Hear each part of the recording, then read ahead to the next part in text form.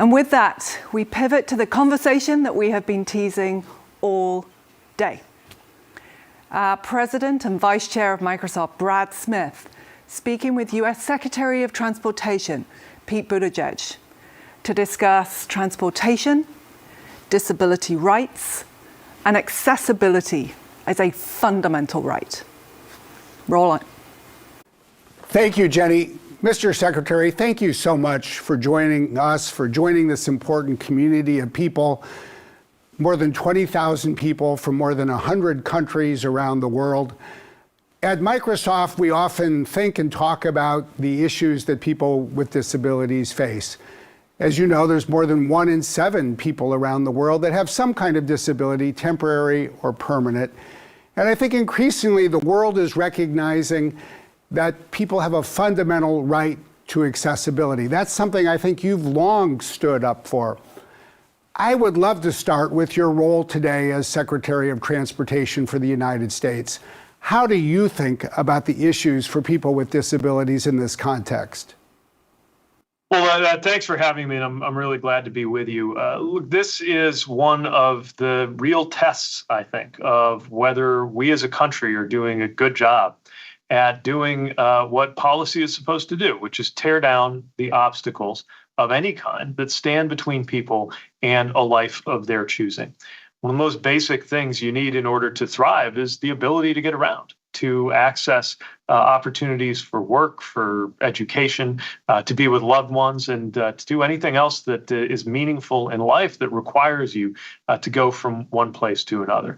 And so we view our responsibilities as the Department of Transportation as making good on that fundamental right, as you put it, which is exactly how we view access. I would add one more thing, which is that when we do get that right, one of the results is that the entire country is stronger. This benefits not just the 1 in 7 Americans who currently have a disability, or the many, many more Americans who at some point will age into disability, but it benefits the country and every community because people not only are better off when they can get to where they need to be, but they're better able to contribute. A community, a society, a country that does not enable people to get to where they need to be for education, work, or other purposes is also denying itself the full benefit of what they have to offer. And that's why everybody, whether they realize it or not, has a stake in making sure that our transportation systems are as accessible as they can be, and much more accessible, frankly, than they have been in the past. One of the things that I think is so interesting about the United States, perhaps less well known for people who might be watching this from other countries, is that because of the size of our country, we've long been not just connected, but almost defined by the nation's transportation infrastructure.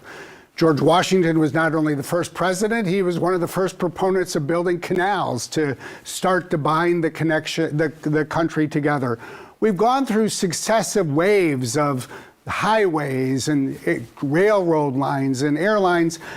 And in many ways, I think the Biden administration and you in your role have really blazed a new historical moment for our country with the Infrastructure and Jobs Act, passed in 2021 with bipartisan support. I think it's more than fair to say that it did more to serve people with disabilities than any infrastructure act in America's history. But can you talk to us a little bit about how you approach that and what you see as the important accomplishments in that piece of legislation? Well, you mentioned the historic context of the work that we're doing. And if you think back at certain key moments in America coming together, they were largely driven by advances in transportation technology, whether it was the Transcontinental Railroad completed during Abraham Lincoln's administration that helped finally make this a coast-to-coast connected country, to the interstate highway system and the way that Eisenhower-era construction really took to a whole new level the extent to which our country really felt like one country. And we view that as important context for the work we're doing right now. This Infrastructure Investment and Jobs Act, as it's formally known, I think most people just call it the infrastructure law, is truly historic in its proportions. The most we've done for roads and highways since the Eisenhower administration, the most we've done for trains since Amtrak itself was created, the most we've done for transit ever as a federal government. And one of the most important principles through all of that work is making sure that in this generation's round of improvements and transformations to our transportation infrastructure, it's more accessible than it was in the past. And we're doing that not just with encouragement, but with dollars. We're funding things like a program called ASAP, All Station Accessibility Program. This was driven by several advocates, including Senator Tammy Duckworth. And the idea is to make sure that we are funding making rail and transit stations more accessible to all users and finally bring them into full compliance with the ADA. $1.7 billion going into this. We've already announced our first round of grants to help transit stations, often those legacy systems, some of the first ones to build, unfortunately for that very reason, have been some of the last to become fully accessible because of that older architecture and setup. We can change that, and we are changing that with funding. Our airport terminal grants, $5 billion in this package for improving airports.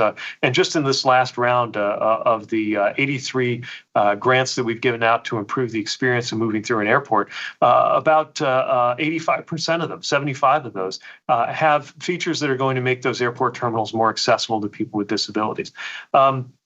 There's even a provision in the legislation that requires that someone with a disability be on the board of directors of Amtrak. There's funding for safety that bears vulnerable road users in mind and helps with things like curb cuts and sidewalks and safety that matters in particular to people navigating that system with disabilities. And we're working to make sure that not just our specialized grant programs, but all of the funding that we put out, that we're in dialogue with the states that are getting a lot of that money by formula and deploying it to work through their list of projects that have long been needed on everything from tunnels and to bridges to make sure that it is designed in ways that are truly accessible and universal for all. We live in an interesting technological age. Obviously, folks who are watching this from Microsoft or across the tech sector live with that every day. I think we're also living in an age when technology is really changing transportation. From your vantage point, you just see every aspect of this nation's, and really I think probably the world's, transportation connectivity. Where do you see technology taking the future of transportation in the coming years?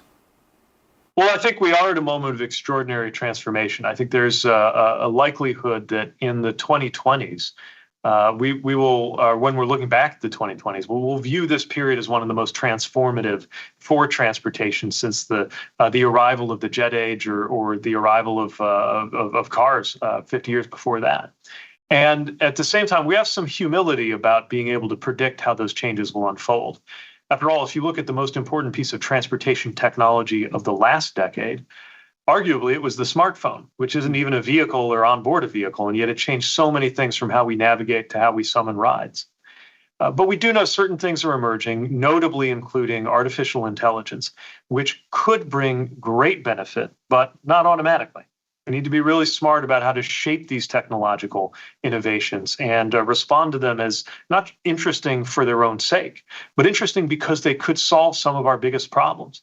Enhancements to vehicle intelligence could solve some of our biggest problems around safety, especially in the US, where we experience roughly 40,000 road deaths a year, and could certainly be transformative from the perspective of accessibility and making sure that there are more ways for people with disabilities to get around. And we're doing what we can to spur this kind of innovation too, including an inclusive design challenge that we've sponsored with $5 million to encourage innovation in automated vehicle accessibility and design. And we've just announced the winners in the middle of last year and are going to continue to draw on the expertise of researchers and advocates and the disability community to look at how we can make the most of these emerging technologies. Again, not just for their own sake, not just because they're exciting or inspiring to look at and think about, but because they could really make concrete differences in what it's like for people to get from where they are to where they need to be. You talked about the impact of the airplane, how airlines just connect this country, they connect the world. They're just, I think, indispensable for life in the world today. And yet you've also spoken, I think, not just eloquently, but passionately about what it means for someone who has a wheelchair to get on an airplane today.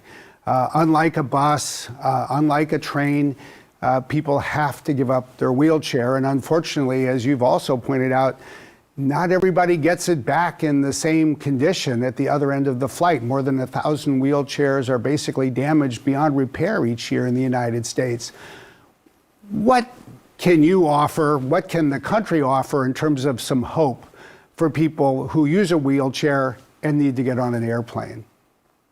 Well, this is an incredibly frustrating experience for wheelchair users who have found again and again that their wheelchairs are damaged or that they have an experience that's just not, in terms of function and in terms of dignity, not what they deserve. And you hear it from friends, from colleagues, and from advocates who have had this experience. It's why we issued the Airline Passengers with Disabilities Bill of Rights to make sure there's a broad understanding and empowerment about things that you can ask for from the gate agent, things that you can seek and insist on right now as a traveler with disability based on the rules that we have and the rules that we enforce. But we're not stopping there. We need to continue developing that regulatory framework.